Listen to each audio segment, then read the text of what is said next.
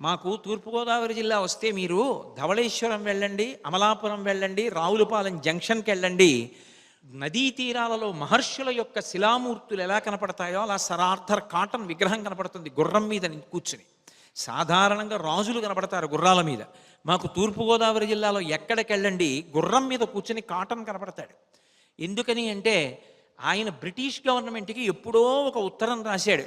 ఏమని అంటే, when abundant water is flowing under the feet of the countrymen, there is no reason in allowing them to starve and die అని.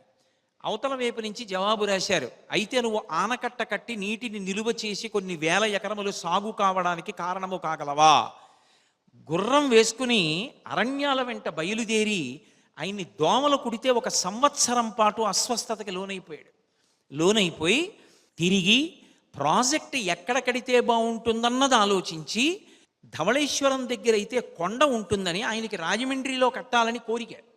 తనకి కోరిక ఉన్నా అక్కడ కొండ ఉందని, అక్కడ కట్టిన ఆనకట్ట 10 కాలాలు నిలబడుతుందని, ఆ ఆనకట్ట వల్ల కొన్ని వేల ఎకరాలు సస్యశ్యామలమవుతాయని, దానివల్ల ప్రజలు బ్రతుకుతారని ఆయన దేశంలో ఉన్నన్నాళ్ళు కూడా కష్టపడి అంత గొప్ప బ్యారేజ్ కట్టి ఆఖరికి ఒక స్థితిలో ఆయన శరీరం పడిపోతుందనుకున్నారు.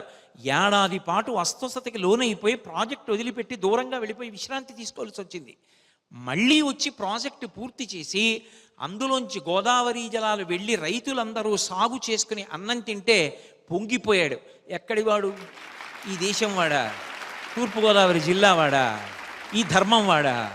ఆయనే రాసుకున్నాడు, a true christian has to rise up to the occasion and meet the needs of the countrymen అని.